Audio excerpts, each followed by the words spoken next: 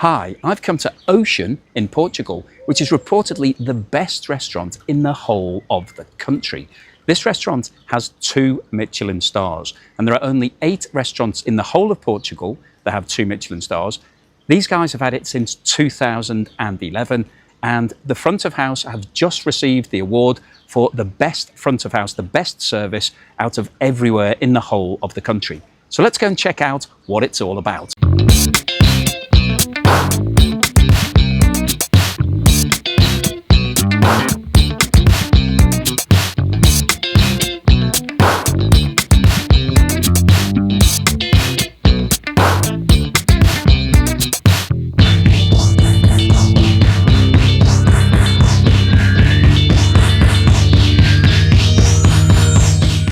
So this is the view from inside the restaurant, and as you can see, they have full floor-to-ceiling glass windows overlooking the ocean, which is very nice. That's why it's called the Ocean Restaurant.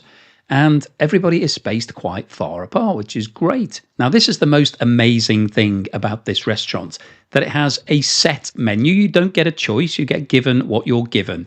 And there are 15 courses on this tasting menu. Now, I've been to a lot of different tasting menus, and I've never had one with 15 courses. That is a lot of food for anybody to get through. And as you can see, there is a wide variety of things on this menu.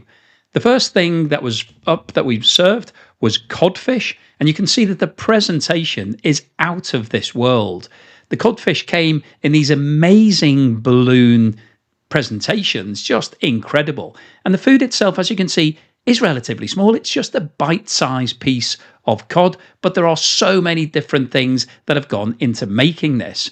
Now, before you get every single course, the waiters come over and explain everything to you in graphic detail, how it's been made and what's in there. And this was 3 different courses together. The first one was a crab and apple dish, and you can see that it's served in this special metal-shaped crab.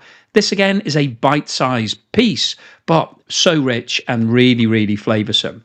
After that, we had a corn out, which is basically made of chorizo corn and bell peppers. Can't really describe how it's been made. And then the third thing was huli huli chicken, which was inspired by the chef's trip to Hawaii. And that was smoked tomato barbecue chicken and piri piri.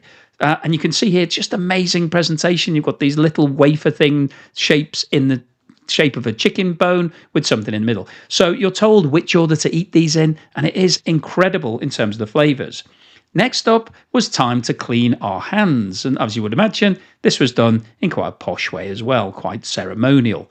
After that, we were given a maple syrup dish with geranium and lettuce, and once again, you can't really work out what any of this stuff is. It just looks incredible. And then we had something sprinkled on top that was a little bit like a savory type of meringue, but yeah, just incredible. Very difficult to describe what the flavors are like, just really amazing. So hopefully getting a flavor as to what this place is like just by looking at the food. Next up was some bread, but not just any old bread, homemade sourdough bread. And in Portugal, a common thing to get when you're having bread is butter and olive oil. It's served in all the restaurants. But just to make it a little bit more fancy here, what the chef had done is made the butter and the olive oil into 2 sardine shapes, because sardines is one of the biggest meals in Portugal and came in this lovely little can. And we were also served with a little bit of anchovy butter, which came on this quite cute presentation. So a sort of throwback to the old days of Portugal. But once again, amazing presentation, and it tasted great. But the problem was that this bread, I ate 2 pieces of bread, which was probably a mistake. But when you're having 15 courses, don't load up on bread, even if it's really tasty. But unfortunately, I did. And you can see here that I'll pick up the anchovy butter. It was made like a cork, so really clever that it looks like a cork out of a wine bottle, but obviously it's not. It's just made of butter. So if I was to squeeze that really hard with my fingers, it would break. But it just gives you a flavour as to the artistry involved. This is really not just food. The presentation is a really big part of it. Next up was the restaurant signature dish, oyster. But this wasn't just any oyster. This was an oyster that had been broken down and then built back up again with mustard ice cream and imperial caviar. And as you can see, it's presented in this lovely stone dish. Now, I have to tell you, I'm not a big fan of oysters, and it was at this course that I suddenly realised I really don't like them. But I felt that I had to eat it because the chef had come over and told us how big a deal it was and how much effort it'd been to create. And so you sort of felt obliged to eat it, even though I didn't really like it. And I can tell you that the people I was with didn't really like it either. So we all made a big effort to eat this, but we didn't really enjoy it. And unfortunately, when we'd already had a lot of different courses before that, I was starting to then feel quite full, and the oyster really wasn't something that I really fancied at that point. But as you can see, the presentation is amazing. And if you like oysters and caviar, then it might be your thing. Next up was lobster. But as you can see, it doesn't look like lobster. This was lobster with XO sauce, eggplants, and paprika. And it had been chopped up and then reconstituted into this amazing dish. And once again, this is quite small. You could pick that up and bite it, but very, very rich. You can see from the sauce just how rich it is. It was packed with flavour. I think the sauce had been made using prawns, which have been chopped up, and a variety of other things. So really rich, really flavoursome, really tasty. But after the oyster that we just had, I wasn't really in the mood for lobster either. So by this stage, we were how many courses? 1, 2, 3, 4, 5, 6, 7, 8. This was the 8th course, and I was starting to feel a little bit full. Now, alongside the oyster, we also had the lobster, we had this caviar, which was presented in this fantastic lobster-shaped wafer. But I'm not a big fan of caviar. Maybe if you love caviar, this would be your dream meal. But coming halfway through the menu, I would have been quite happy having a bit more bread rather than caviar and lobster at this stage. But as I said, you didn't get a choice. You just got what you were given. And so the presentation was amazing. And I'm sure if you're a foodie that loves these sorts of things, you'd be blown away by just how good this is. I mean, it is fantastic. This is how you get 2 Michelin stars with this sort of presentation. And the quality of the service, as I've said, was amazing. We had 5 or 6 different waiters that were constantly attending to the table, talking us through each of the dishes. They would be pouring your water and wine and giving you more things, anything that you wanted. The next course was skate fish with barnacles and parsley with some rice. And you can see the barnacles, which normally you would see attached to the outside of a boat in a marina if it hadn't been cleaned very well. Well, this restaurant was actually serving barnacles, and you can see that they've been fantastically laid out. The presentation here is off the scale. It does look amazing. And the skate did taste nice. I don't know if you've ever had skate, but it just comes off the bone really easily. There's no bones in this, but if you have it on the bone, this was an amazing dish. But it was 3 fish dishes in a row, which I felt was a little bit too much fish. I would have been quite happy with just 1 fish course, but off the back of the oyster and the lobster, we then had skate. And so I think me and my party were quite looking forward to having something that wasn't fish on the next course. Now, in between courses, you're given a variety of different things. And because we had 3 different themes, we were given 3 different napkins. So after each 3 or 4 courses, you'd be getting a new napkin. And this one was taking us into the Far East. So you can see that we have a sumo wrestler and a Japanese-style geisha girl on both sides of this napkin, which was quite fun, quite funky. Just added a little bit more extra to the night. The next course was called One Night in Bangkok, which was scallop prawn, kampot pepper, and kelp seaweed. So this was the 4th consecutive fish dish that we had, which, as I said, I'd already had enough fish by this point, but you don't get to choose, you just get what you're given. I guess you could have the vegan menu. There was a vegan alternative or vegetarian alternative. So at this point, I was sort of wishing that I'd gone for that. But once again, this was fantastically presented. Really, really lovely food. Really amazing in terms of all the different textures and flavours. And it was a really big prawn. I mean, it was a gigantic prawn that they'd served here that had been sliced into 3 different sections. But for me, I was looking forward to having something that wasn't fish. And unfortunately, I got given some prawn. But if you love prawns and you love lobster and oysters and skate, then this would have been your dream menu. But for me, I was looking forward to moving on to something that wasn't very fishy. The next dish was ocean kimchi, which was actually Iberian pork, fermented pak choy, and violet shrimp. And once again, the presentation here was outstanding. This looks like something out of an art gallery. Really quite incredible. And you can see that there was a sort of fake egg that had been created here. It looks like a genuine soft-boiled egg, but it wasn't. That was what had been made out of all of the pork and the shrimp and the sauce. Just an incredible feat. But you can see the pork. There's a big piece of pork at the bottom as well. Really quite amazing. And just to keep you up to date, this was the 11th course. So we still had another 4 to go. The next course was purple curry, which was maize duck, raspberries, beetroot, and black walnuts. And once again here, you can see the amazing presentation. And the piece that's standing up that has ocean stamped on top of it was actually some foie gras, so some pate type duck presentation. So that was soft. When you pressed it, it mushed down.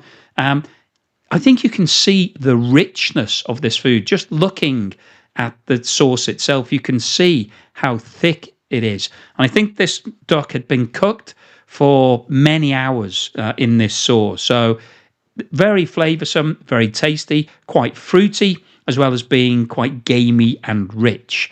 But as we were up to course 12, me and my party were feeling quite full by this stage. We'd had a lot of food, a lot of rich food.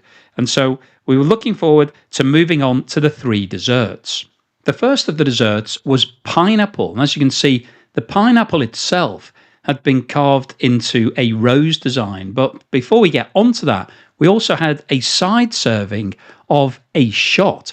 So you can see that there was a meringue around the top of the glass. So that was edible, really tasty, really nice. And then we had a drink that had been made of pineapple, aloe vera, and sunflower seeds. So the concept here was to just down that in one, like you would with a tequila shot. There was no alcohol in it. It was just a sweet. So it tasted really flavoursome. And then it was on to the main dessert itself, which the presentation was off the scale, amazing.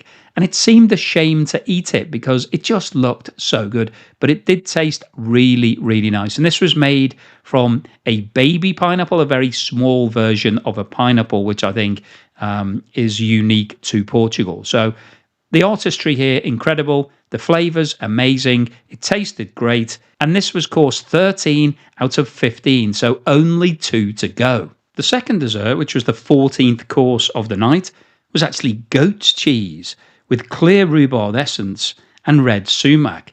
So you can see here the white balls. One of them was white chocolate and one of them was goat's cheese.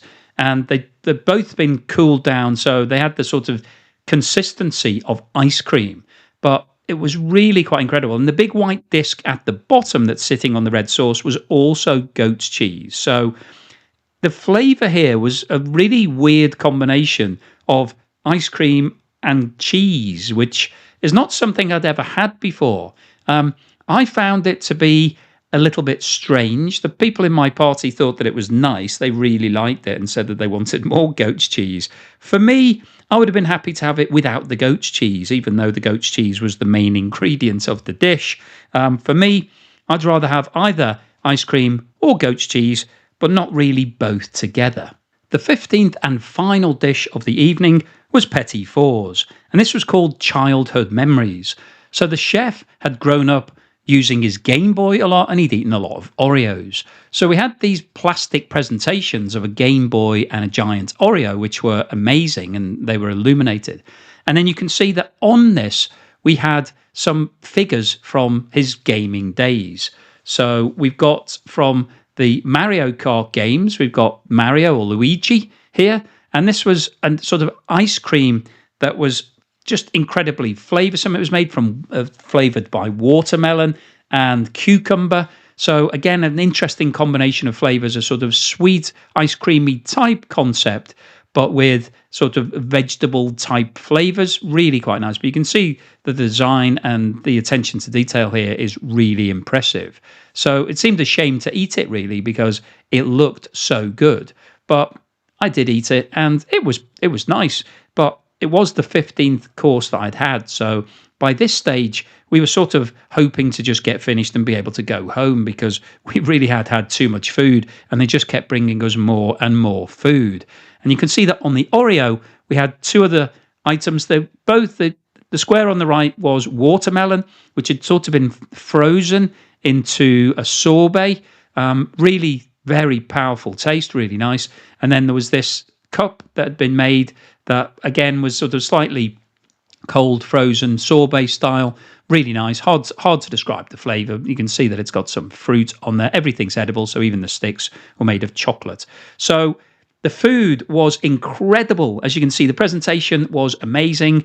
15 courses is a lot of food to get through. Even if you're presented with the finest food in the world, there comes a point when you just don't want to keep eating it. And I would say at some point between course 8 and 15, we hit that wall. So what's my overall impression of Ocean Restaurant? Is it the best restaurant in Portugal? Is it the best restaurant I've ever been to? Well, I'm filming this the following day because the meal that we had, it started at 8 p.m. but we never finished until 11:30 because we had to get through all 15 of those courses. Now, individually, every single one of those courses was amazing. It was incredible. It was artistry.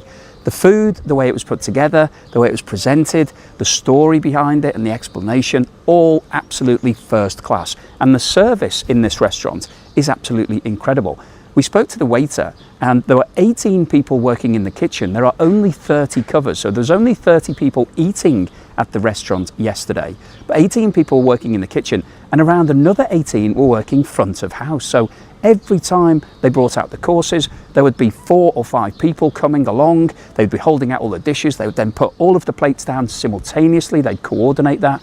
Just an incredible attention to detail the whole time. That's how you get 2 Michelin stars. It's not easy to come by, and this place has been smashing it since 2011. So in terms of my overall assessment of the food, it was amazing. Probably the best sequence of food I've ever had in my life.